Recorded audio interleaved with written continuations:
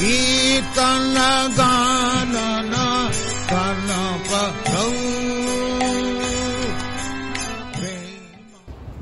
वन्दे गुरुं ईशभक्तं ईशं ईशावतारकं तत्प्रकाशंश्च तत्शक्ति कृष्ण चैतन्य संगतं वन्दे श्रीकृष्ण चैतन्य नित्यानन्द सहोदितो गौरद्वये पुष्पवन्तो चित्रसन्तो तमानुदो जगद्वैतं ब्रह्म उपनिषदि तदपश्यतनुभा जात्मन्तर्जामी पुरुष इति शोषंसविभवः शरैश्चर्य पूर्णजैः भगवान् च स्वयमयं न चैतन्यः कृष्णः जगति परतत्त्वं परमिह अनर्पितो चरिञ्चिरात् करुणयावतीर्ण कलौ समर्पयितुमुन्नतौ जलरसान् स्वभक्तिश्रियम्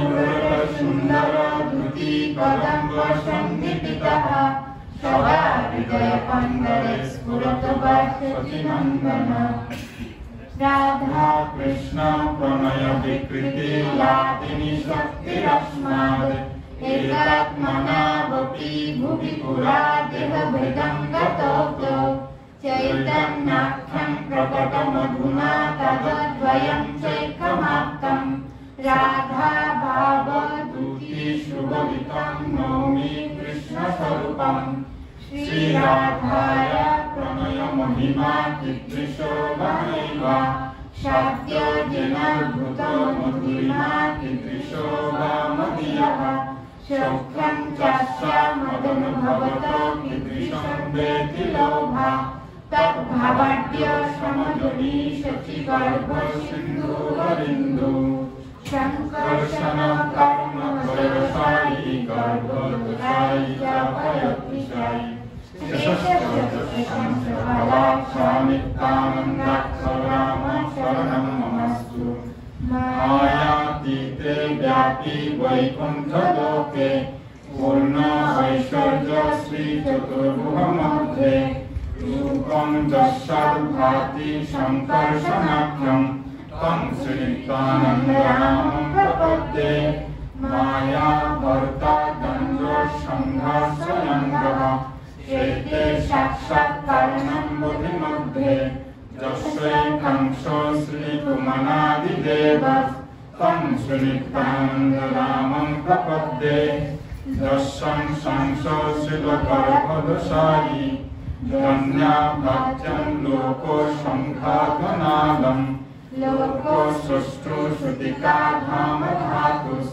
तं श्रीनित्यानन्दरामं प्रपद्ये यस्यं संशो परमाखिलानं पुष्टात् विष्णुर्भाति दुग्धाभिषायि भौमी भर्ता जपकला शोकमन्तः तं श्रीनित्यानन्दरामं प्रपद्ये महाविष्णु जगत्कर्ता मायया सृजत्ततः तस्यावतारमेवायम् अद्वैताचार्यनिष्ठः अद्वैताचार्यं भक्तिसंसनात् भक्तावतारमीशं तमद्वैताचार्यमाश्रये पञ्चतत्त्वात्मकं कृष्णं भक्तरूपस्वरूपकं भक्तावतारं भक्ताख्यं नमामि भक्तिशक्तिकं हरे कृष्णा कृष्णा कृष्णा हरे हरे हरे राम राम राम हरे हरे हरे कृष्ण। Thank you. तो मंगलाचरण गुरुदेव चरणे प्रणाम निवेदन करछि। नमो विष्णुपदाय कृष्ण प्रेष्ठाय भूतले श्रीमते जयपताका स्वामिनिति नामिने नमो आचार्यपादाय निताय कृपापदायिने गौरकथाधामदाय नगरग्रामदायिने नमो विष्णुपदाय कृष्ण प्रेष्ठाय भूतले श्रीमते नमस्ते भक्ति वेदांत स्वामी इति नामिने नमस्ते सारस्वती देवे गौरवाणी प्रचारिणे निर्विशेष शून्यवादी पश्चात्प्रदेशामिने वंशाकल्पतरुभ्यश्च कृपा सिन्धुभ्य एव च पतितानां पावनेभ्यो वैष्णवेभ्यो नमो नमः। हे कृष्ण करुणा सिन्धु दीनबन्धो जगत्पते गोपेश गोपिका कान्त राधा कान्त नमस्ते। तप्त काञ्चन गौराङ्गी राधे वृन्दावनेश्वरी वृषभानुसुते देवी प्रणमामि हरिप्रिये। नीलाचल निवासाय नित्याय परमात्मने बलभद्र सुभद्राभ्यां जगन्नाथाय ते नमः। जय श्री कृष्ण चैतन्य प्रभु नित्यानंद श्री अद्वैत गदाधर शिवासादि गौर भक्तवृंद। हरे कृष्णा कृष्णा कृष्णा हरे हरे हरे राम राम राम हरे हरे। আজকের সেশনে সকলকে স্বাগত এবং সেই সাথে আমার সশ্রদ্ধ প্রণাম নিবেদন করছি এবং আশীর্বাদ ভিক্ষা করছি। আমাকে একটু আশীর্বাদ করবেন যাতে শ্রী চৈতন্য মহাপ্রভু আমাদের কিছু বলতে পারে। তো আমরা চৈতন্য চরিতামৃত আলোচনা করছি। আমাদের ইতিপূর্বে 3টে ক্লাস বোধহয় হয়েছে, 3টে তো না 4টে। তো এই প্রথম 14টা শ্লোকের মধ্যে আমরা প্রথম 6টা যে শ্লোক সেটা হচ্ছে চৈতন্য তত্ত্ব বিশ্লেষণ হচ্ছে। সেখান থেকে দুটো শ্লোক না 3টে শ্লোক আমরা পড়েছি অলরেডি। এখন 4 নম্বর শ্লোক আজকে আমরা পড়ব। 4 নম্বর শ্লোকটা হচ্ছে অনর্পিত চরিম চিরাগ। ওইটা বই আপনারা দেখে নিতে পারেন। তো সেই সাথে যেহেতু আমরা প্রায় 2 মাসের বেশি সময়ের পরে আজকে বসেছি, মাঝখানে রথযাত্রা ইত্যাদিতে অনেক ব্যস্ত ছিলাম, অনেকগুলো ক্লাস ক্যান্সেল হয়েছিল। তো সেই জন্য সবার মনে আছে হয়তো, কিন্তু আমি ভুলে গেছি। সেই জন্য পুরনো ব্যাপারটা কিছু ফিরে তাকানো দরকার। তো প্রথম 3টা শ্লোক যে আমরা ব্যাখ্যা করেছি সেই সময় তো অল্প জেনে নেব বা মনে পড়ে যাবে তাহলে। তো প্রথম শ্লোকটা ছিল বন্দে গুরুন ঈশা ভক্তান ঈশম ঈশাবতারকান তৎপ্রকাশাংশ তৎশক্তি কৃষ্ণ চৈতন্য সংগতম। তো এখানে ভগবান নিজেকে 6 রূপে বিস্তার করে জগৎ জীবকে উদ্ধার করার জন্য এসেছেন। কিভাবে? যে বন্দে গুরুন, গুরুন এটা মানে 2জন গুরুর কথা বলা হয়েছে। একজন হচ্ছে দীক্ষা গুরু আর শিক্ষা গুরু।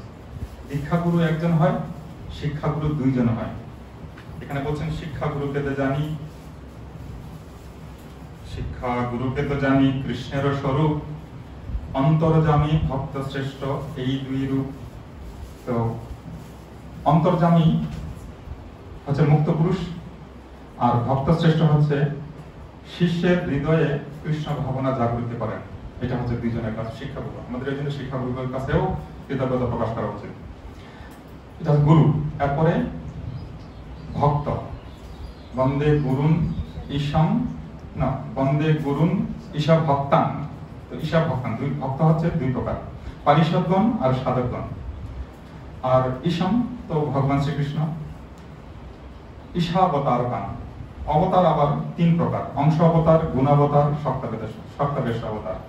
অংশ অবতার হচ্ছে পুরুষ অবতার, মৎস্য, কূর্ম, বরাহ আদি সমস্ত অবতারদের কথা বলা হয়েছে। আর গুণাবতার হচ্ছে ব্রহ্মা, বিষ্ণু, মহেশ্বর। আর সেই সাথে শক্তাবেশ অবতার হচ্ছে ব্যাসদেব, সনক আদি, সনত কুমার, চতুষণ, পৃথু মহারাজ ইত্যাদি। তৎপ্রকাশাংশ, প্রকাশ হচ্ছে ভগবানের 2 রকমের বিগ্রহ, প্রকাশ বিগ্রহ আর বিলাস বিগ্রহ। প্রকাশ বিগ্রহ হচ্ছে রাসলীলাতে ভগবান যখন নিজের মতন দেখতে নিজেকে অনেক রূপে প্রকাশ করেছেন, অনন্ত কোটি রূপে প্রকাশ করেছেন, সেটা হচ্ছে প্রকাশ। আর বিলাস বিগ্রহ হচ্ছে বলদেব, চতুর্ভুজ, প্রথম চতুর্ভুজ, দ্বিতীয় চতুর্ভুজ বা নারায়ণ, এই সমস্ত। আর শক্তি, তৎশক্তি হচ্ছে ভগবানের 3 রকম। এটা কি? লক্ষ্মীগণ, মহিষীগণ, গোপীগণ। এটা হচ্ছে প্রথম শ্লোকের ব্যাখ্যা আমরা পূর্বে জেনেছি।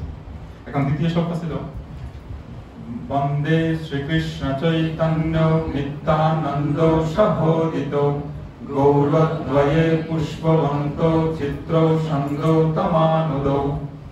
তো এই শ্লোক এখানে ব্যাখ্যা করেছেন যে যেমন জড়জগতে সূর্য উদয় হয়, সূর্য উদয় হলে কি হবে? অন্ধকার দূরীভূত হবে।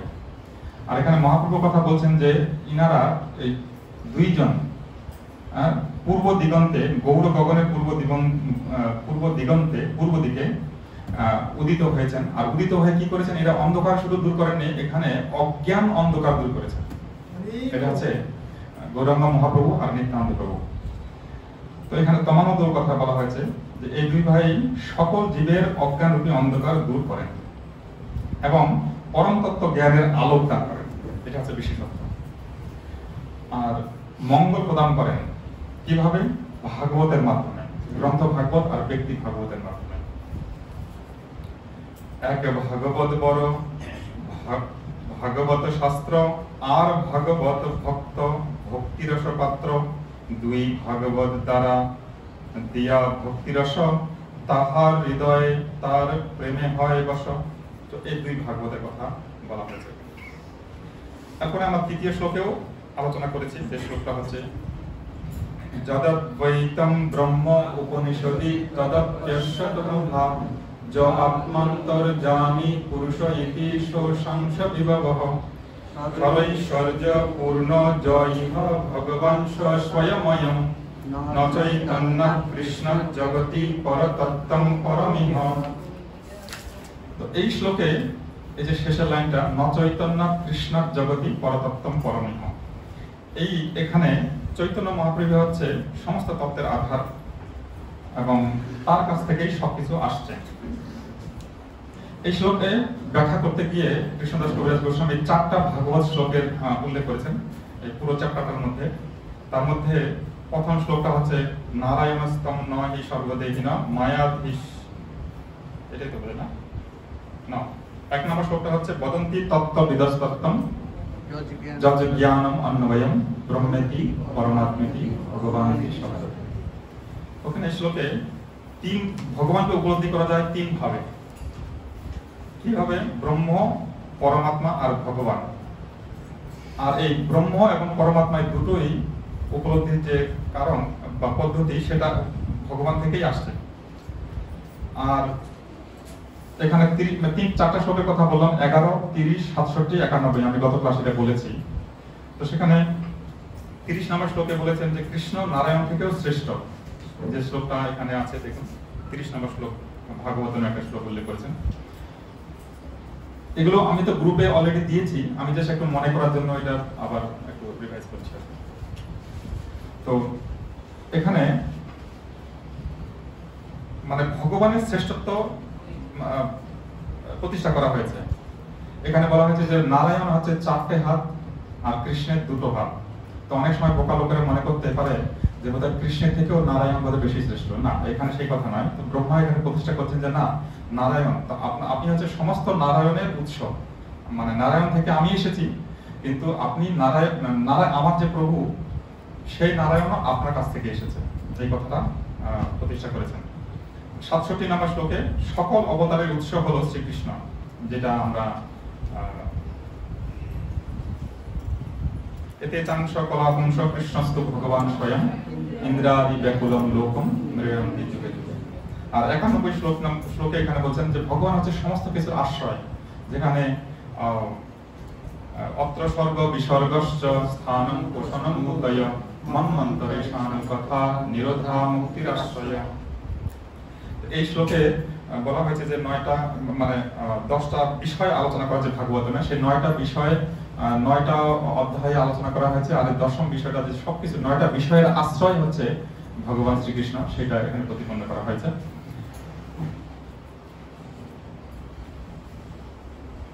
আর সেটা ব্যাখ্যা করতে গিয়ে গত ক্লাসে মনে হয় আমরা একটা ছবি এখানে পাঠানো হয়েছিল যে ভগবানের প্রথম প্রকাশ হচ্ছে বলরাম, বলরামের পরে হচ্ছে প্রথম চতুর্ভুজ, তারপরে নারায়ণ, তারপরে দ্বিতীয় চতুর্ভুজ, তারপরে কারণোদকশায়ী, গর্ভোদকশায়ী, কারণোদকশায়ী বিষ্ণু, গর্ভোদকশায়ী বিষ্ণু, ত্রয়োদকশায়ী বিষ্ণু এবং ত্রয়োদকশায়ী বিষ্ণু থেকে সমস্ত অবতারেরা আসেন, যেটা এতে চাংশ কলাপুংস থেকে আমরা জানতে পেরেছি যে স্বয়ং কৃষ্ণ হচ্ছে স্বয়ং, আর সাংস হচ্ছে বলরাম, আর কলা হচ্ছে তার সমস্ত অবতারেরা, আর বিভিন্নাংশ হচ্ছে সমস্ত জীবেরা।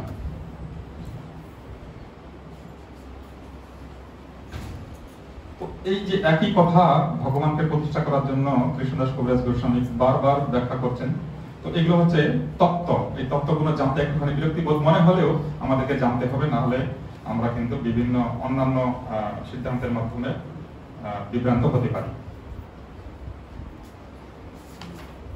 আজকের শ্লোক হচ্ছে 4 নম্বর। অনর্পিত চরিচিরাৎ করুণয়াবতীর্ণ হলো সমর্পয়িতুম উন্নত উজ্জ্বল রসং সভক্তি শ্রিয়ম হরিহি পুরট সুন্দর তুতি কদম্ব সন্দীপিতঃ সদা হৃদয় কন্দরে স্ফুরতু বক্ষসখী নন্দন। তো আমি শুরু করার আগে একটু চৈতন্য চৈতন্যের মহিমা কয়েকটা শ্লোক পড়তে চাই। চৈতন্য চরিত্র এই অমৃতের সিন্ধু, কর্ণ মন তৃপ্ত করে যার এক বিন্দু। ভব সিন্ধু তরিবারে আছে যার চিত্ত, শ্রদ্ধা করি শুনো সেই চৈতন্য চরিত্র। শুনিলে খণ্ডিবে চিত্তের অজ্ঞানাতি দোষ, কৃষ্ণে গারো প্রেম হবে পাইবে সন্তোষ।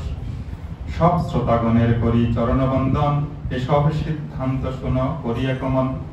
তো পরীক্ষিল না করবেন না, কারণ চৈতন্য চৈতন্যিত শুনলেই হৃদয়ে পরিষ্কার হতে পারে, এটা কৃষ্ণদাস কবিরাজ গোস্বামী বলেছেন। একটা কথা মনে পড়লো যে একসময় আমাদের মহারাষ্ট্র বোম্বে ইস্কন মন্দির, সেখান থেকে একটা গ্রুপ ভক্ত, মানে এক গ্রুপ ভক্ত কি রঙ্গনাথ যে মন্দিরে গিয়েছিলেন সাউথ ইন্ডিয়াতে। তো সেখানে গেলে সাধারণত ইস্কন ভক্তরা কি করে, যে কীর্তন যেখানে যাবে মোটামুটি কীর্তন করবে। তো মন্দিরে গিয়ে ওরা গ্রুপে যখন ছিলেন, তো ওখানে সবাই মিলে কীর্তন করছে, খুব উদ্দণ্ড কীর্তন করছিল মন্দিরের সামনে। তো তখন ওখানে যে প্রধান পূজারী রয়েছে মন্দিরের, তিনি ওই খবরটা জানতে পেরেছেন যে কিছু কিছু ভক্ত বোম্বে থেকে ইস্কন থেকে এসেছে। তো সেজন্য উনি মন্দির থেকে বা অন্য কোথাও ছিল, যে শুনে তাড়াতাড়ি করে ওদের কাছে এসেছে। এসে বলছেন যে তোমরা কি ইস্কন থেকে এসেছো? বলছে হ্যাঁ, আমরা ইস্কন থেকে এসেছি। তো তোমরা কি মনে করো যে তোমাদের যে চৈতন্য চরিতামৃত বইটা আছে, সেটা তোমাদের প্রতিষ্ঠাতা আচার্য শিলা প্রভুপাদ লিখেছেন? বলছে হ্যাঁ। বলছে না, আমি স্বপ্নে দেখেছি, স্বপ্নে আমাকে রঙ্গনাথজি এসেছিলেন, স্বপ্নে এসে আমাকে বলেছেন যে প্রভুপাদ লিখেছে, কিন্তু তার বুদ্ধি শক্তি সবকিছু আমি প্রদান করেছি। কে বলেছে এই কথা? রঙ্গনাথজি। তো বুঝতে হবে যে এই চৈতন্য চরিতামৃত গ্রন্থটি সাধারণ নয়, এটা ভগবান। এখানে তো প্রভুপাদ স্বীকার করেছেন যে মহাপ্রভু আমাকে শক্তি প্রদান করেছেন বলে আমি গ্রন্থটা লিখেছি, আর সেই গ্রন্থ আমরা আজকে পাঠ করতে যাচ্ছি। তো 4 নম্বর শ্লোক।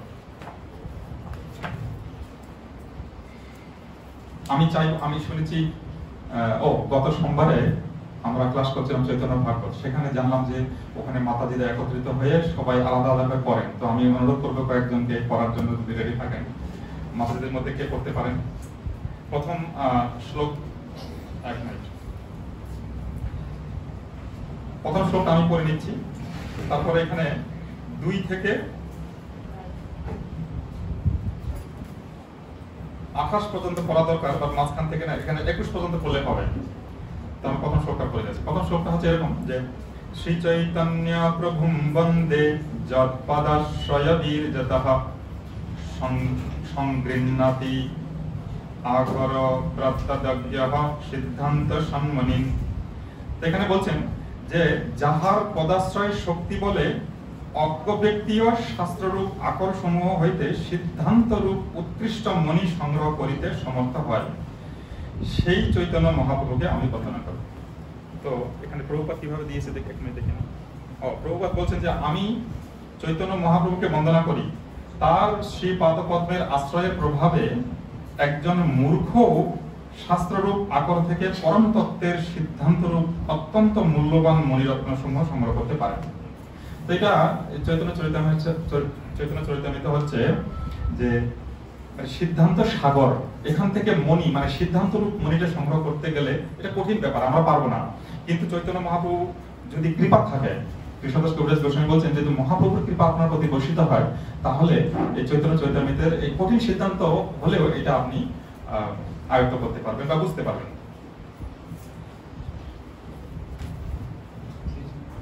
জয় জয় শ্রী চৈতন্য জয় নিত্যানন্দ জয় দ্বৈত চন্দ্র জয় গৌর ভক্তবৃন্দ। তৃতীয় শ্লোকের অর্থ কৈলু বিবরণ এতক্ষণ হয়ে গেছে, তৃতীয় শ্লোক আমরা পড়েছি। তারপরে চতুর্থ শ্লোকের অর্থ শুনো ভক্তগণ। আর এই 4 নম্বর শ্লোকটা তো আমি কিছুক্ষণ আগেই পাঠ করেছি। তো এই শ্লোকটারই ব্যাখ্যা এখন এই পুরো অধ্যায়টা হতে থাকবে। তো সেজন্য আমি অনুরোধ করবো যে 5 নম্বর শ্লোক থেকে 21 নম্বর পর্যন্ত যদি কেউ পড়েন তাহলে আমি উপকৃত হব। বই আছে? হ্যাঁ, পেজ 13। পূর্ণ ভগবান কৃষ্ণ ব্রজেন্দ্র কুমার গোলকে ব্রজের সহ নিত্য বিহার। ব্রহ্মার এক দিনে তিহু একবার অবতীর্ণ হইয়া করেন প্রকট বিহার। সত্য ত্রেতা দাপর কলি সারি যুগ জানি সেই সারি যুগে নিব্য এক যুগ মানি। ৭১ চতুর্যুগে এক মন্বন্তর ১৪ মন্বন্তর ব্রহ্মা দিবস ভিতর। বৈবস্বত নাম এই সপ্তম মন্বন্তর ২৭ চতুর্যুগ গেলে তাহার অন্তর। অষ্টাবিংশ চতুর্যুগে দাপরের শেষে ব্রজের সহিতে হয় কৃষ্ণের প্রকাশে। দাস্য সুখ বাৎসল্য শৃঙ্গার সারিয়স চারি ভাবের ভক্ত যত কৃষ্ণ তার বশ। দাস সখা পিতা মাতা প্রেয়সী গণ লয়া ব্রজে ক্রীড়া করে কৃষ্ণ প্রেমাবিষ্ট হইয়া। যথেষ্ট বিহরে কৃষ্ণ করে অন্তর্ধান অন্তর্ধান করি মনে করে অনুমান। চিরকাল নাহি করি প্রেম ভক্তিরান ভক্তি বিনা জগতের নাহি অবস্থান। সকল জগতে মোরে করে বিধি ভক্তি বিধি ভক্তি ব্রজভাব পাইতে নাহি শক্তি।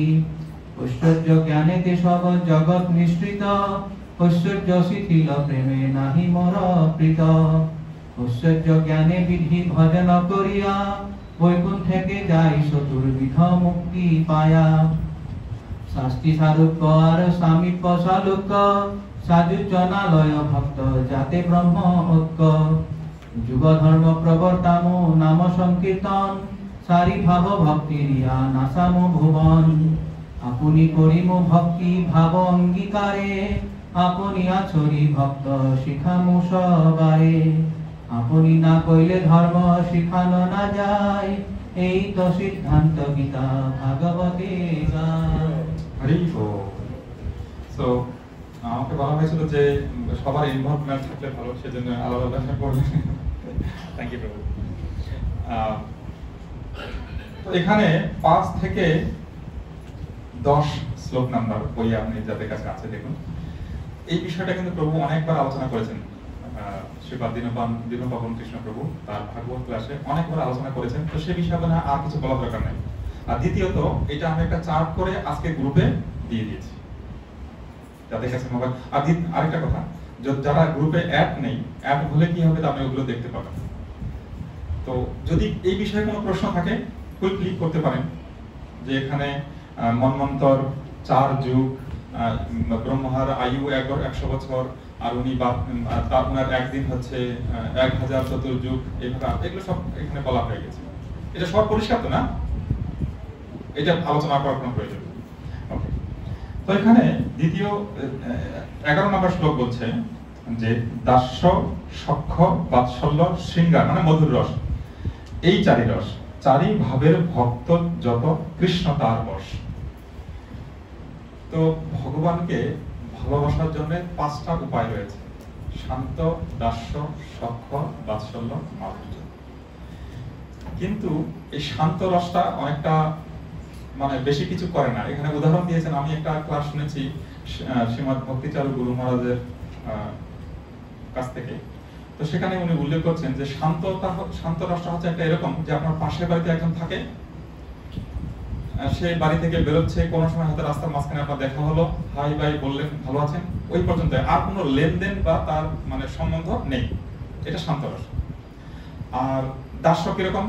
দাস্য আপনার বাড়িতে কোনো যদি ভৃত্য থাকে, তাহলে ভৃত্যের সঙ্গে মালিকের যেরকম একটা সম্বন্ধ, এইরকম। আর সখ্য হলো বন্ধুর মতন, মানে এটার উপরে, মানে যে শান্ত হচ্ছে নিম্ন, তার উপরে হচ্ছে দাস্য, তার উপরে সখ্য, তার উপরে বাৎসল্য, যেখানে কি হবে, বাবা মায়ের কথা হবে, বাবা মা। আপনি যদি নিজেও ভাবেন যে না, এবার সম্পর্কটা কিন্তু কাছের হবে, যদি আপনি পাড়া প্রতিবেশীর সঙ্গে কথা বলেন, তার থেকে সম্পর্কটা কিন্তু আপনার ভৃত্যের কাছে বেশি হবে, তার থেকে বেশি কারো হবে আপনার বন্ধুদের কাছে, তাদের থেকেও বেশি কাছের হবে কিন্তু বাবা মা, আর তারপরেও হবে হচ্ছে স্বামী স্ত্রী বা বন্ধু বান্ধব, মানে ওটা কিরকম বলবো, প্রেমিক প্রেমিকা, এটা সবচেয়ে কাছের হবে।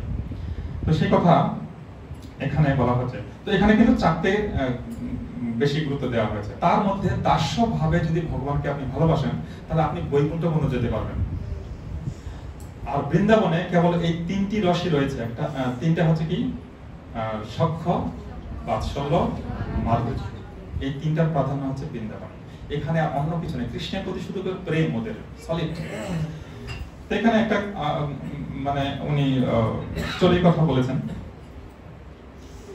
ভগবান মানে বৃন্দাবনে ভক্তরা ভগবানকে কিভাবে ভালোবাসে। আমরা জানি যে ভগবান জন্মগ্রহণ করেছিলেন মথুরাতে, চলে গেলেন গোকুলে, গোকুলে বড় হলেন, 11.5 বছর ওখানে ছিলেন। তারপরে কংসের নির্দেশে অক্রূর ভগবানকে নিতে আসলেন, যেটা তোমাকে ডেকেছে চলো। আসলে কংসের প্ল্যান ছিল, কৃষ্ণ ছোটবেলা থেকে তো পুতনা, অকাসুর, বকাসুর, বেত্রাসুর, তারপর শকটাসুর, অনেক অসুরকে মেরেছেন। মেরে ওগুলো সব কংসের অনুচর ছিল, কিন্তু কংস তার কৃষ্ণকে মারতে পারেনি। আর সে জানতো, তার ভবিষ্যৎবাণীর মাধ্যমে সে জানতো যে কৃষ্ণই হচ্ছে তার মৃত্যুর কারণ। সেজন্য বিভিন্ন ভাবে সে চেষ্টা করেছে, ভগবানকে সে মারতে পারেনি। তো এখন প্ল্যান করছে, সবাই মিটিং করছে, মিটিং করে ভাবছে যে ওকে তো এইভাবে মারতে পারলাম, তাহলে এক কাজ করি, বুদ্ধি করে ওকে নিয়ে আসি, আর এখানে সবাই মিলে ওকে একসাথে মেরে, এটা হচ্ছে প্ল্যান। তো সেই জন্য অক্রূরকে বুদ্ধি করে, অক্রূরকে মানে অক্রূরের কথাই শুনবে যেহেতু, তাহলে অক্রূরকে পাঠালেন বৃন্দাবন। গিয়ে কৃষ্ণকে নিয়ে যাচ্ছে। এবার ব্রজগোপিকারা আটকাচ্ছে, কেন? কৃষ্ণকে ছাড়া তারা তো থাকতে পারে না। অত্যন্ত তাদের যে প্রেমের মানে একটা চরম পরাকাষ্ঠা, যে ভগবানকে ভালোবাসেন। এটা বলতে গিয়ে এই কথাও আমরা জানি যে ও ব্রহ্মাকেও বকা দিয়েছেন। কিভাবে? যে ব্রহ্মা এমন একটা শরীর তৈরি করেছে যে চোখের পাতা পড়ছে, আর চোখের পাতা পড়লে ওই যে সময়টা আমি ভগবানকে দেখতে পাচ্ছি না। তাহলে তার প্রেমের মানে গাঢ়তাটা কতটা আগে, সেটা বোঝানোর জন্য যে অল্পক্ষণ কৃষ্ণকে না দেখলেও তারা ব্যস্ত হয়ে পড়তেন। তো সেই জন্য ব্রহ্মাকে বকা দিয়ে, তুমি মানে সৃষ্টি করেছো, কিন্তু তোমার এখানে মানে পূর্ণতা পায়নি এই সৃষ্টিতে। তো প্রয়োজন ছিল যে আমাদের একটা চোখ না আরো অনেক চোখ, দুটো চোখ না আরো অনেক চোখ থাকা দরকার ছিল, আর সেখানে পলক না থাকলে ভালো হতো, তাহলে আমরা সবসময় কৃষ্ণকে দেখতে পেতাম। তো এইভাবে যখন অক্রূর কৃষ্ণকে নিয়ে যাচ্ছিলেন, তো তারা সবাই রথটাকে আটকে ধরেছেন। কেউ চাকাটা ধরেছেন, চাকাটা ঘুরতে দিচ্ছেন না, চাকা ধরে পেছন দিকে টানছেন। কেউ ঘোড়ার যে দড়িগুলো টেনে ধরেছেন, আর কেউ মানে সামনে রাস্তার উপরে শুয়ে পড়েছেন, যাতে কৃষ্ণকে না নিয়ে যেতে পারো। তখন কৃষ্ণ বললেন যে ঠিক আছে, আমি আজকে যাচ্ছি, আবার চলে আসবো, সঙ্গে সঙ্গে যাবো, দেখা করবো, চলে আসবো, বা আজকে বা কালকে 1-2 দিনের মধ্যে চলে আসবো, তোমাদের চিন্তা করতে হবে না। তো এই কথা যখন বলেছে, তখন সবাই ছেড়ে দিয়ে ঠিক আছে যাও। তো কৃষ্ণ গিয়েছেন। তারপরে কি রাধারানীর সঙ্গে দেখা হয়েছিল? কতদিন পর দেখা হয়েছিল? 100 বছর। তো এখানে প্রসঙ্গটা হচ্ছে যে কৃষ্ণ বৃন্দাবনে 11.5 বছর ছিলেন, আবার মথুরাতে গিয়েছিলেন, মথুরাতে গিয়ে 13.5 বছর ছিলেন। টোটাল 25 বছর এখানে কভার করেছেন। আর ওই যে 13.5 বছরের মধ্যে 17 বার জরাসন্ধ আক্রমণ করেছিলেন। কারণ কি? কারণ হচ্ছে কৃষ্ণ কংসকে মেরে ফেলেছিলেন। আর কংসের 2 জন পত্নী ছিল, তারা হচ্ছে কি প্রাপ্তি আর আমার ঠিক নামটা মনে নেই। আর ওরা জরাসন্ধের কন্যা ছিল। সেই জন্য জরাসন্ধের রাগ যে আমার মেয়েদেরকে বিধবা করলো কৃষ্ণ। এটা হচ্ছে ভাগবত গীতায় একটা শ্লোক আছে যে অবজানন্তি মাং মূঢ়া মানুষিং তনুমাশ্রিতা পরম ভাবম অজানন্ত মম ভূত মহেশ্বর। এই আসরিক ভাবাপন্ন লোকেরা ভগবানের যে উপস্থিতি, ভগবানের মানে ভগবত্তাটা অনুভব করতে কখনোই পারে না। আমরা দেখেছি যে দুর্যোধন ভগবানকে কতবার দেখেছেন, এই স্বর্ণাপন্ন হয়েছে। আর জরাসন্ধ 17 বার আক্রমণ করেছে বৃন্দাবনে, 17 বার, একবার দুবার নয়, করে পরাজিত হয়েছে। বলা হচ্ছে যে 23 অক্ষৌহিণী সৈন্যকে মেরেছে প্রত্যেকবার। একবার করে পরাজয় হতো, ফিরে যেত, ফের আবার সৈন্য একত্রিত করতো, ফের আবার আক্রমণ করতো। তো 13.5 বছরের মধ্যে 17 বার আক্রমণ করেছে, বুঝতেই পারছেন কি অবস্থা। 18 বার যখন আক্রমণ করেছে তখন বলল যে না, এর সঙ্গে অনেক জীব হত্যা হচ্ছে। আর কৃষ্ণ ওকে মারেনি, কারণ কৃষ্ণ চেয়েছিল যে ওকে ভীমকে দিয়ে মারবে, কারণ ভীমের প্রশংসা বৃদ্ধি করতে হবে, ভক্তের মহিমা প্রসার করতে হবে, এটা হচ্ছে ভগবানের উদ্দেশ্য। তো সেটা তাকে মারে, ওকে রেখে দিয়েছিল। আর যখন 18 বার আক্রমণ করেছে সে বলল যে না, এখানে থাকা যাবে না। সে রাতারাতি ও চলে গিয়েছিল কোথায়? দ্বারকা। বিশ্বকর্মার সাহায্যে সেখানে দ্বারকা পুরী নির্মাণ করেছেন। আর সেই রাত্রে সমস্ত মথুরাবাসীকে ওখান থেকে স্থানান্তরিত করেছেন।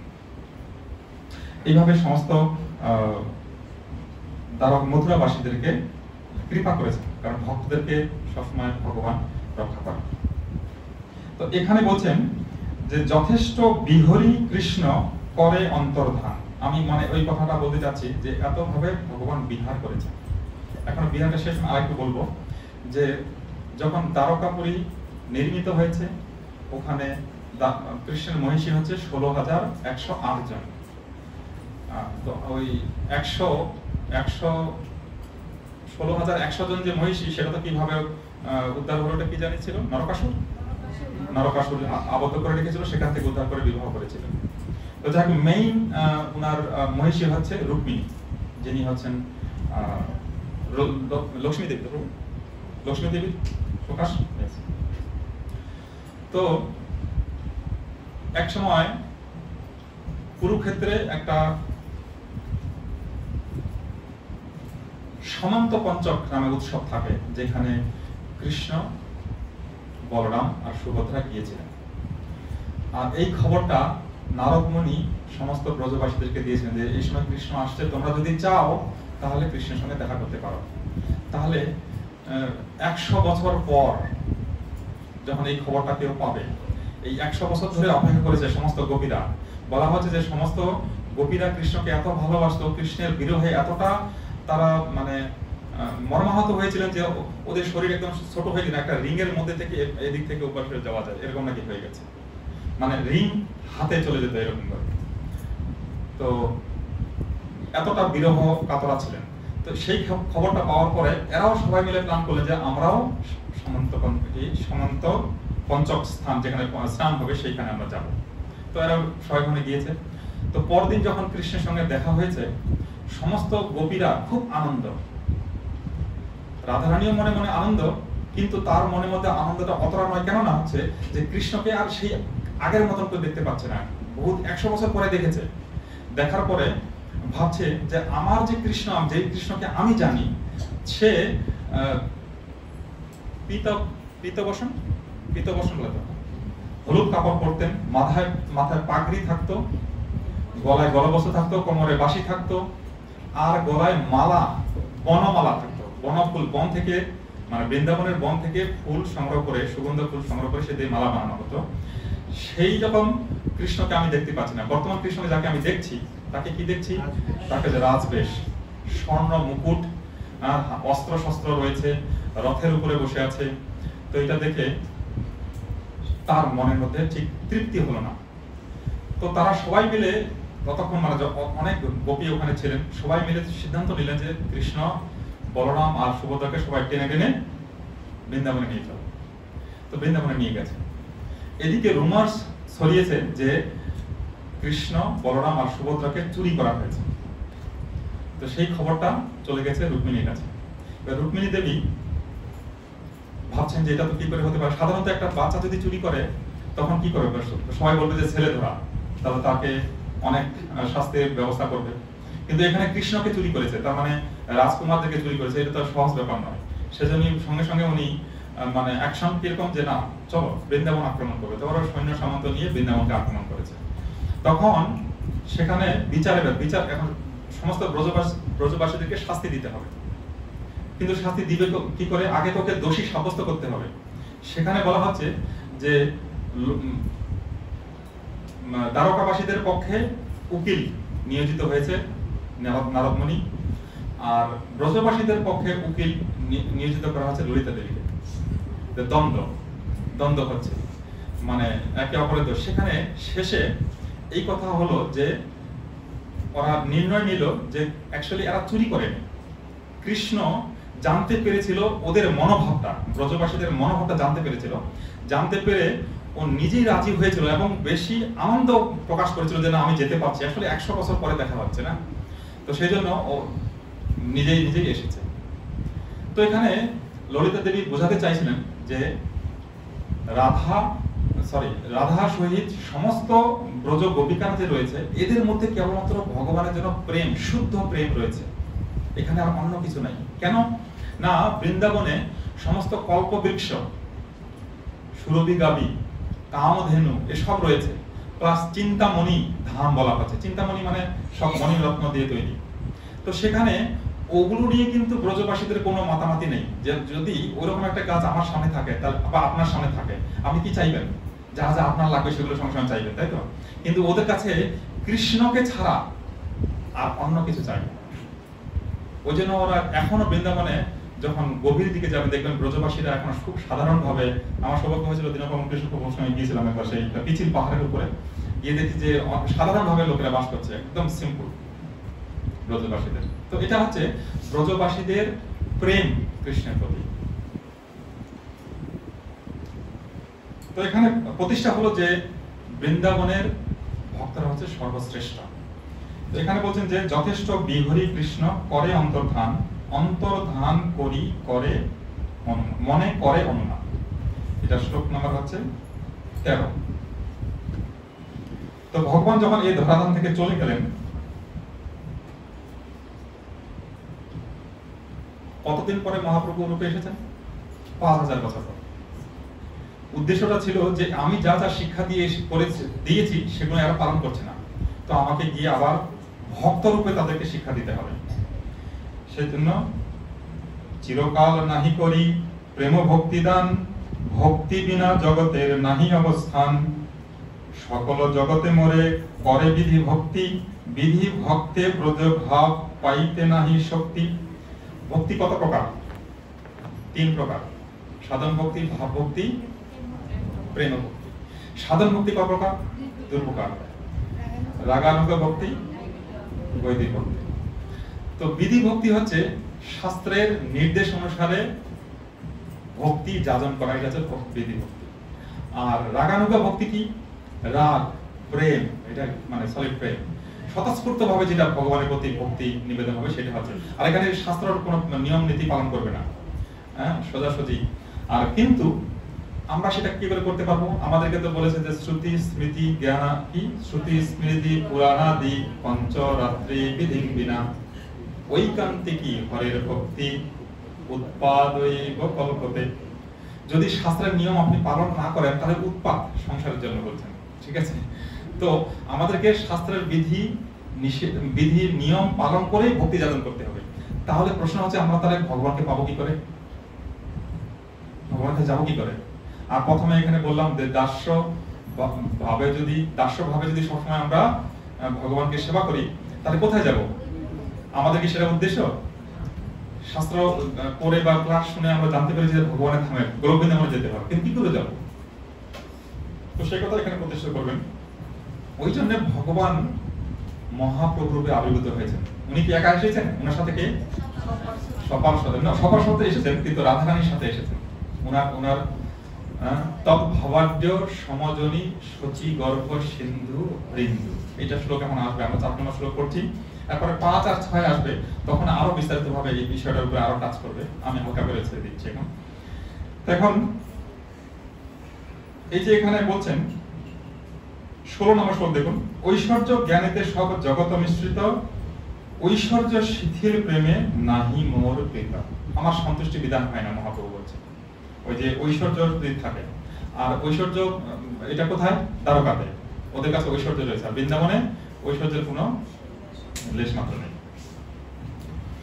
এক সময় লক্ষ্মী দেবী নারায়ণকে বলছেন, খুব যত্ন করে বলছেন যে আমি না একটা মনের মধ্যে কথা ভেবেছি কি, যে না আমি রাসলীলায় প্রবেশ করতে চাই। তো নারায়ণ বলছে, রিলি তুমি যেতে চাও? না হ্যাঁ আমি যেতে চাই। তাহলে তোমাকে একটা কাজ করতে হবে, কি? তোমাকে ওই ব্রজগোপিকাদের শরণাপন্ন হতে হবে। যদি ওরা যেভাবে সেবা করে অথবা ওদের সেবা যদি তুমি করো, তাহলে তোমার এই যোগ্যতা লাভ হতে পারে। তখন হচ্ছে আমি লক্ষ্মী দেবী, আমি সমস্ত ঐশ্বর্যের অধিষ্ঠাত্রী দেবী, আর আমাকে ওই গোয়ালিনীদের শরণাপন্ন হতে হবে। তখন নারায়ণ বলছে, তাহলে তুমি ভুলে যাও, তোমাকে তাহলে যেতে পারবে না। তখন ওর মনটা খুব খারাপ হয়ে গেছে। তখন উনি তপস্যা শুরু করলেন। বহু বছর তপস্যা করার পর ভগবান শ্রীকৃষ্ণ সামনে এসেছেন, যে তুমি এত কঠোর তপস্যা করছো কেন? তখন তিনি বললেন যে না আমি না রাসলীলায় প্রবেশ করতে চাই, তোমার ওই রাসলীলায় আমি যেতে চাই। তো তখন উনি বললেন যে তাহলে কি করা যায়? তোমাকে তো ওই ব্রজগোপিকাদের শরণাপন্ন হতে হবে। কি জানি আমরা একটা শ্লোক পড়তে পারি, গোপী ভর্তু পদ কমলয় দাস দাস, দাসের দাসের দাস হতে হবে, না হলে মাথা উঁচু করে চলে যাব আর সোজাসুজি কৃষ্ণকে পাবো, এটা কখনো সম্ভব নয়। তখন একটা উপায় বের করলেন, যে ঠিক আছে তাহলে তুমি ওটাকে কি বলে, কৌস্তব না শ্রীবৎস, শ্রীবৎস লক্ষ্মী দেবীর ওই জন্য উনি শ্রীবৎস রূপে ভগবানের হৃদয়ে আছেন গলায়, ওইভাবে রাসলীলায় প্রবেশ করতে পেরেছেন। তো প্রশ্নটা কিন্তু এখন থেকে গেল যে আমরা যদি বৃন্দাবনে যেতে, তাহলে কি করে যাব? যেতে পারবো? আর উত্তরটা হচ্ছে ওইটাই, যে মহাপ্রভু রাধারানীর সাথে এসেছেন, মহাপ্রভুর সাথে। এটা একটা অনেকটা ওই মিষ্টিগুলো আছে না, একটা কি বলে ওটাকে, ক্ষীর কদম, ভিতরে রসগোল্লা আর উপরে ক্ষীর, তার উপরে আবার ক্ষীর। তো সেরকম এটা কৃষ্ণ না, এখানে একটা শ্লোক আছে, অন্তর গৌর বহির কৃষ্ণ, এরকম কিছু একটা আছে। কোথায় শ্লোকটা? এই অধ্যায়ে রয়েছে। হ্যাঁ দেখুন তো, এটা হচ্ছে 78 নম্বর শ্লোক, 78, 79, 80 নম্বর শ্লোক। এখানে বলছে অন্তঃ কৃষ্ণম বহির গৌরম দর্শিতাঙ্গাদি বৈভবম কলৌ সংকীর্তনাদ্বৈ স্ম কৃষ্ণ চৈতন্যম আশ্রিতা। অঙ্গ উপাঙ্গাদি বৈভব লক্ষিত ভিতরে সাক্ষাৎ কৃষ্ণ, বাহ্যে গৌ স্বরূপ কৃষ্ণ চৈতন্যকে কলিযুগের সংকীর্তন আদি অঙ্গের দ্বারা আশ্রয় করতেছে। এটা প্রমাণ হিসেবে দিয়েছেন। এটা এই বিষয়টা আমরা এখন যাইনি, যাবো পরে। কিন্তু প্রসঙ্গটা হচ্ছে যে মহাপ্রভু মানে অন্তঃকৃষ্ণ, ভিতরে কৃষ্ণ, কিন্তু বাহিরে তদ ভাবার্থ সমচনী শচীগর্ভ সিন্ধু করেন। ওরকম রাধারানীর ভাব নিয়ে আর রাধারানীর অঙ্গকান্তি নিয়ে উনি আবির্ভূত হয়েছেন। তো যদি আমরা মহাপ্রভুকে মানে আরাধনা করি, তাহলে আমরা কোথায় যাব? বৃন্দাবনে যেতে পারবো কি পারবো না? আমার টাইম কটা বন্ধ? 7:30। তো এইভাবে আমাদের চিন্তার কোনো কারণ নাই। মহারাজ বললেন যে আমরা যদি মহাপ্রভুর আরাধনা গুরুদেবের নির্দেশে যদি আমরা করে থাকি, তাহলে আমরা গোলক বৃন্দাবনে যেতে পারবো। তাহলে এই দুর্ভাবনা থাকার কোনো কারণ নেই যে আমরা মানে বৃন্দাবনে যেতে পারবো না। ঠিক আছে? আর প্রকৃতপক্ষে আমাদের উদ্দেশ্য হচ্ছে গোলক বৃন্দাবনে যাওয়া। ঠিক আছে?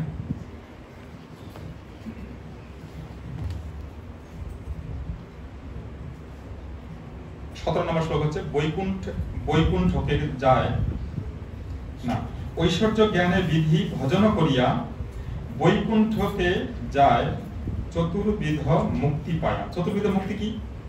5 রকমের মুক্তি শুনেছি আমরা। তো এখানে 4 রকমের কথা বলছে, শাস্তি, সারূপ্য, সামীপ্য, সালোক্য। আর সাজুজ্য যে মুক্তি, সেটা ভক্তরা কামনা করে না, সেটা আপনারা সবাই জানেন। এখানে বলছেন যুগ ধর্ম প্রবর্তন নাম সংকীর্তন চারি ভাব ভক্তি দিয়া নাচামু ভুবন। তো চারি ভাব ভক্তি ওই কথা বললাম যে দাস্য, সখ্য, বাৎসল্য, মাধুর্য, ওই রকম ভাব নিয়ে নাচামু। তাহলে মহাপ্রভু আপনাদেরকে সবাইকে নাচিয়েছে কি নাচায়নি? নাচিয়েছেন? বেশ। আপনি করিমু ভক্ত ভাব অঙ্গীকারে, আপনি আচরি ভক্তি শিখামু সবারে। নিজে আচরণ করবেন এবং সবাইকে শিখাবেন। আপনি না কইলে ধর্ম শিখানো না যায়, এই তো সিদ্ধান্ত গীতা ভাগবতে গায়। তো এই সিদ্ধান্তকে প্রতিষ্ঠা করার জন্য কৃষ্ণদাস কবিরাজ গোস্বামী দেখুন 4খানা শ্লোকের নিচে দিয়েছেন ভাগবত গীতা থেকে, পড়ে নেবেন। ওইটা একটু আগে যাচ্ছি। যুগ ধর্ম প্রবর্তন হয় অংশ হইতে, আর বিনা অন্যে নারে ব্রজ প্রেম দিতে। আমা বিনা বলেছেন, এই কথাটাই করছিলাম যে আমা বিনা। মহাপ্রভু বলছেন যে ব্রজ প্রেম যদি দিতে হয় তারা কে দিতে পারবে? অন্যান্য অবতারকে দিয়েছে? কোন অবতার দেয় কিন্তু, কেবলমাত্র মহাপ্রভু আপনাকে দিয়েছে। এই যে যুগর ধর্ম প্রবর্তন হয় অংশ হইতে, যুগর যে ধর্ম, যেমন বলি যে যুগ ধর্ম নাম সংগীত অন্যভাবে তো ভগবান এসে করতে পারতেন, কিন্তু ব্রজ প্রেম যখন আপনি আশা করবেন সেটা কেবলমাত্র মহাপ্রভুর কাছে পাবেন। এখন লঘু ভাগবতামৃতের বিল্লমঙ্গল বাক্য একটা শ্লোক এখানে উল্লেখ করেছেন কৃষ্ণদাস কবিরাজ গোস্বামী। সন্তবতারা বহব পঙ্কজনাভস্য সর্বত ভদ্রঃ, কৃষ্ণাদন্য লোকো বা লতাস্ব বিপ্রমদ ভবতি। অনুবাদ: ভগবান পঙ্কজনাভের অনেক মঙ্গলময় অবতার হন না কেন, কৃষ্ণ ব্যতীত লতা অর্থাৎ আশ্রিত জনের প্রেম প্রদাতা আর কে আছে?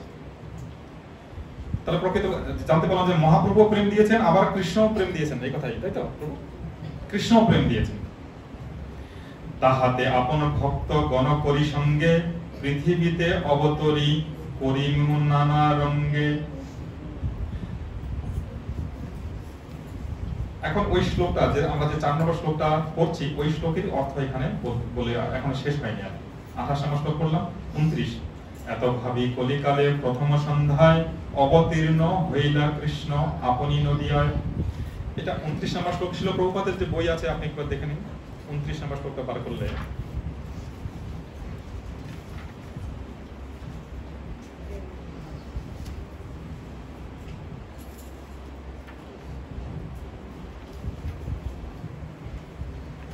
নম্বর শ্লোকে এখানে অনুবাদ দিয়েছেন প্রভুপাদ।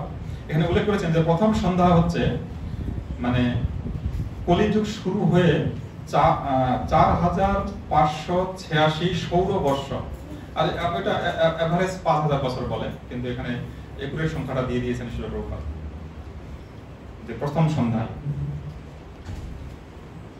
30 নম্বর শ্লোক, চৈতন্য সিংহের নবদ্বীপে অবতার, সিংহ গ্রীপ সিংহ বীর্য সিংহের হুঙ্কার। আমি অনুরোধ করবো 31 নম্বর শ্লোক থেকে 35 নম্বর শ্লোক যদি কেউ পড়েন, মাতাজিদের মধ্যে প্রভু করেছেন।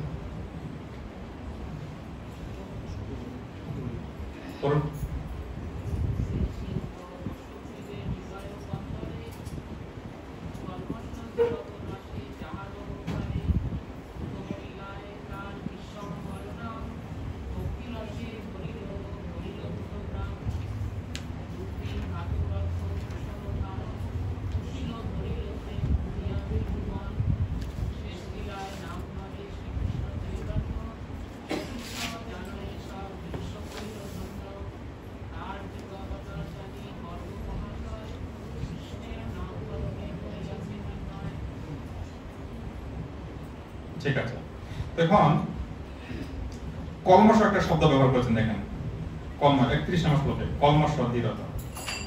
কলমশ মানে হচ্ছে কলুষতা, পাপ। এখন এই মহাপ্রভুর যে একটা শ্লোক দেখেন তো 51 নম্বরে আছে, ওই শ্লোকের অর্থ বলতে গিয়ে এখানে অঙ্গ উপাঙ্গ এগুলো সব ব্যাখ্যা করবেন পরবর্তীকালে, কিন্তু এই মুহূর্তে 30 থেকে 35 নম্বর শ্লোকে যে 35 নম্বরে জানতে পারলাম যে গর্গ মহাশয় ভগবান শ্রীকৃষ্ণের যখন জন্ম হয়েছিল, জন্ম হওয়ার পরে নামকরণ হয়, তো ওখানে গর্গ মুনি এসেছিলেন। তো গর্গ মুনি এই একটা শ্লোক এখানে নিচে দিয়েছেন, আসন বর্ণাস্ত্রয় হাস্য গৃহ্ণত অনুযুগম তনু শুক্ল রক্তস্তথাপিত ইদানিং কৃষ্ণতাঙ্গতা। মানে এই যে বালক, আজকে যে আমি কৃষ্ণ নাম দিলাম, উনি নামটা দিয়েছেন ধ্যান করে। একটা আমরা শ্লোক করেছিলাম যে কৃষ্ণ নাম রাখে গর্গ ধ্যানেতে জানিয়া, একটা লাইন আছে না? তো উনি ধ্যান করে কৃষ্ণের নামকরণ করেছেন কৃষ্ণ। কিন্তু উনি এটাও বলেছেন যে এই লোক, এই যে বালক সাধারণ কেউ নয়, অন্য ত্রিযুগে উনি বিভিন্ন রূপে এসেছিলেন। এখানে দেখুন তারপরে আছে শুক্ল রক্ত পীতবর্ণ, এই তিন দুটি সত্য ত্রেতা কলিকালের ধরেন শ্রীপতি।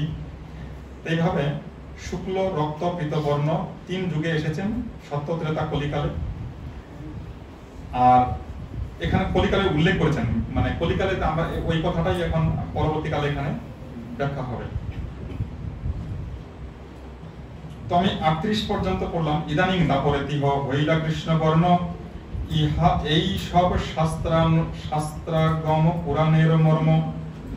38 পর্যন্ত পরে আমি এখানে রাখছি, যদি এই বিষয়ে কোনো প্রশ্ন আপনাদের থাকে।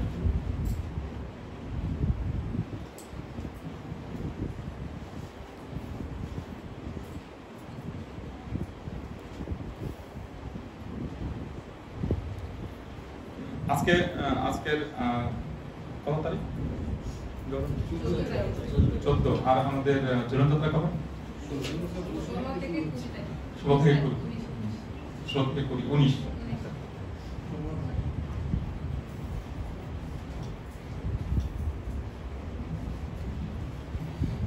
কোন প্রশ্ন? তাহলে ঝুলন সম্বন্ধে একটা কথা কুইকলি বলে দিয়ে আমি ছেড়ে দিই। ঝুলন আমরা একটা শ্লোক জানি, দোলে চ দোল গোবিন্দ, চাপে চ মধুসূদনম, আর রথে চ বামনম দৃষ্টা পুনর্জন্ম ন বিদ্যতে। দোলে চ দোল গোবিন্দ, এই দোল উৎসবটা মানে এই তিন জায়গা যদি আপনি ভগবানকে দেখেন, রথের উপরে, আর হচ্ছে ঝুলনে, আর হচ্ছে নৌকা বিহার, যদি আপনি ভগবানকে দেখেন তাহলে আপনাকে পুনর্জন্ম আর জন্ম নিতে হবে না, এই কথা বলেছেন। হ্যাঁ, কিন্তু এটা এইভাবে হয়েছে যে এক সময় এই যে রথযাত্রা, যেটা আমি কুরুক্ষেত্র থেকে বৃন্দাবনে যাওয়ার ব্যাপারটা, এটা হচ্ছে রথযাত্রার একটা উৎসব। এটা হয়ে গেল জুন মাসে। তো হয়ে যাওয়ার পরে কৃষ্ণ ফিরে গেছেন দ্বারকাতে, গিয়ে উনি নারদ মুনিকে বলছেন, ওনার মনটা ছটফট করছে যে এতদিন হয়ে গেল আমি দেখা করছি না গোপীদের সঙ্গে। তাহলে নারদ মুনিকে বল, তুমি যাও, গিয়ে ওদেরকে বলো যে ওরা একটা কুঞ্জ সাজাবে, সেখানে দোলনার ব্যবস্থা করবে, আর আমরা দোল উৎসব পালন করব। তো নারদ মুনি খুব আনন্দ, দৌড়ে গিয়েছেন, গিয়ে ওদেরকে ইনফর্ম করেছেন যে ভগবান আমাকে বলেছে যে আপনাদেরকে বলতে আপনারা একটা কুঞ্জের ব্যবস্থা করুন আর ঝুলন যাত্রার ব্যবস্থা করুন। এবার ভগবান ওখানে আসবেন যদি আপনারা এই ব্যবস্থা করেন। তাহলে এই খবরটা যদি পায় ওরা, তাহলে কেমন লাগবে? অত্যন্ত আনন্দের বিষয়। তো খুব আনন্দের সহিত এই উৎসবটা করেছেন, আর ভগবান ওখানে উপস্থিত হয়েছেন। বলা হচ্ছে যে রাধারানী ওই যে ঝুলন, সব গোপীরা মিলে রাধারানীকে বসিয়েছেন, আর রাধারানীকে টানা, কৃষ্ণ আসছেন না, তো রাধারানীকে বসে সব আনন্দ করছেন। ওই সময় কৃষ্ণ এসে রাধারানীকে পিছন দিক থেকে জড়িয়ে ধরেছেন, আর এইভাবে উৎসবটা শুরু হয়েছে। ভগবান ওই ঝুলনে বসে, ঝুলনে রাধারানীর সাথে বসেছেন, ঝুলন করেছেন, কৃষ্ণ ঝুলনের উপরে দাঁড়িয়েছেন, আনন্দে মানে উনি উদ্বেল হয়ে গেছেন। একটা অনির্বচনীয় আনন্দ সবার মধ্যে, ভগবান ওখানে এসেছেন। আর ভগবান ওই আনন্দের সময় একটা ঘোষণা করেছেন কি, যে আমার এই ঝুলন যাত্রা যে আয়োজন করবে, আয়োজন কথাটা মানে বিভিন্ন ভাবে হতে পারে। আপনি রান্না করতে পারেন, ভগবানকে সাজাতে পারেন, দোল ওইটা সাজাতে পারেন, যা মানে ওই উৎসবটা আয়োজন করার জন্য যা যা করণীয় আছে সেগুলো যারা যারা করবে তারা সবাই আমার ধামে ফিরে যাবে। ঠিক আছে, আর কোনো চিন্তা করতে হবে না। তো এই কথা আমি বললাম, বলে আজকে হ্যাঁ করবো। 26 নম্বর শ্লোক যেটা আছে, যুগ ধর্ম প্রবর্তন হইলা অংশ হইতে, এটা অ্যাকচুয়ালি বুঝেন, যুগ ধর্ম প্রবর্তন হইলা অংশ হইতে, যুগ ধর্ম প্রবর্তন হয় অংশ হইতে, মানে যুগ ধর্ম মানে কলিকালে যুগ ধর্ম কি নাম সংকীর্তন, আর দাপর যুগে অর্চন, আর সত্য যুগে ধ্যান। তো ধ্যান, যদি ধ্যানের মাধ্যমে ভগবানকে পেতে হয়, তো সেটা তো ভগবান অন্য নিজেকে প্রকাশ করেও করতে পারতেন। এইটা মনে হয় বোঝাচ্ছে। আমি প্রভুপাদের একটুখানি দেখে নিই, কত নাম্বার? 26। প্রভুপাদ কি বলছে? প্রভুপাদ বলছেন, আমার অংশ প্রকাশেরাও প্রত্যেক যুগে অবতীর্ণ হয়ে যুগ ধর্ম প্রবর্তন করতে পারে, কিন্তু আমি ছাড়া কেউ ব্রজের প্রেম দান করতে পারে না। প্রেম দিতে পারবে না, ব্রজ প্রেমটা আমি দিতে পারি। ওইটাই মানে প্রসঙ্গটা ছিল যে আমরা যে ব্রজ প্রেম না পাওয়াতে ভগবান কাছে যেতে পারবো না, তাহলে এই ব্রজ প্রেমটা দেবে কে? সেটা মহাপ্রভু দেবে। আর ওই জন্যই আমরা মহাপ্রভুকে অনুসরণ করছি।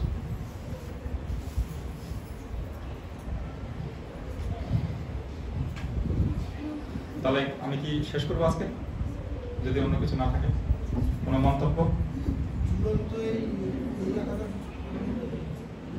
হ্যাঁ, এই একাদশীটা সামনের সোমবার থেকে মনে হয় মাতাজি, কবে থেকে? শুক্রবার দিন থেকে।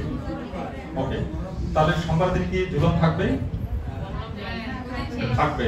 তো সেদিন ক্লাস হবে চৈতন্য ভাগবত পাঠ হয় প্রতি সোমবারে, সেটা হবে, সেটা 4:30 থেকে 6টা।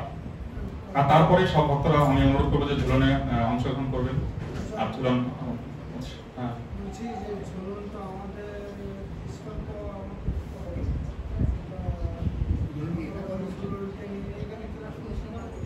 ছটার সময় তো ঝুলন তো রাত্রে 8:30 পর্যন্ত হবে।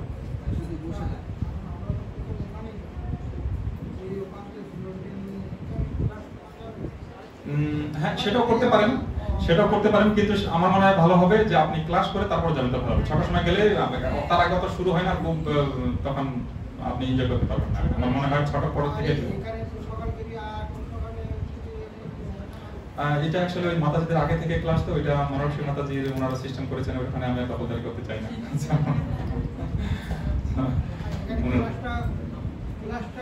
4:30 থেকে 6টা, 4:30 থেকে 6টা। 6টার সময় আপনি যেতে পারবেন, 1:30 পর্যন্ত এনজয় করতে পারবেন। আর 1:30টার সময় পরে যখন ভগবান ওখানে রাতের বেলা ডিনার করবেন, তারপরে ভগবান নাচতে নাচতে মন্দিরে আসবেন, আর আপনি নাচতে নাচতে আসতে পারবেন। হ্যাঁ, 4:30 থেকে 6টা। হ্যাঁ, 4:30 থেকে 6টা।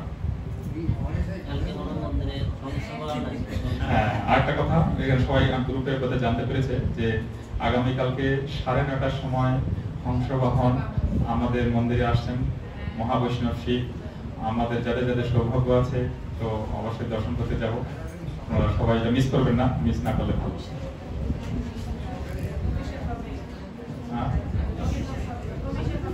কি হবে সেটা আমি জানি না, তবে কিছুক্ষণ থাকবেন মন্দির, পঞ্চতত্ত্বের মন্দির প্রাঙ্গণে আসবেন। কালকে রাস্তা ঘাট সাজানো হবে, রঙ্গোলি হবে, অনেক কিছু হবে, যেটা আমি শুনেছি। তো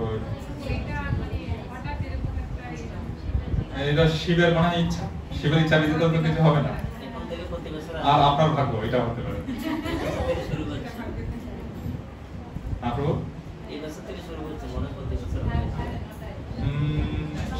উনি আগেও একবার এসেছিলেন, তারপরে বন্ধ হয়ে গেছিল। আমার মনে আছে কনস বিল্ডিং এর পাশে আমরা করতাম না প্রভু, যারা পুরনো প্রভু জানেন। তো আগেও এসেছিলেন এখানে। আর একটা কথা, উনিও এসেছিলেন ওই যে গোপীনাথ, আমরা যে অগ্রদিকের গোপীনাথ আছে না, উনি প্রতি বছর ওখান থেকে গঙ্গা করে ওই নবদ্বীপের বড় ঘাটের আরেকটু আগে একটা ঘাট আছে, সেখানে আসে। কি নাম ওই ঘাটটা জানি না, রানীর চড়া, ওখানে আসতেন। কিন্তু একবার উনি ওখানে না গিয়ে যাওয়ার আগে আমাদের এখানে আমাদের প্রভাত ঘাটে এসেছিলেন, গোপীনাথ, রাধা গোপীনাথ। হ্যাঁ, তো এটা আমাদের জন্য অনেক সৌভাগ্যের ব্যাপার হবে যদি প্রতি বছর, প্রভু বলছেন প্রতি বছর আসবে, তো খুব ভালো। এটা আমি জানি না, কিন্তু প্রভু বলছেন, এটা শুনে আনন্দ লাগছে যে প্রতি বছর আসবে, সব চলে আসবে। श्रीमन महाप्रभु की जय, चैतन्य चरितामृत की जय, श्रील कृष्णदास कविराज गोस्वामी महाराज की जय, श्रील प्रभुपाद की जय, अमृत गौर भक्तवृंद की जय।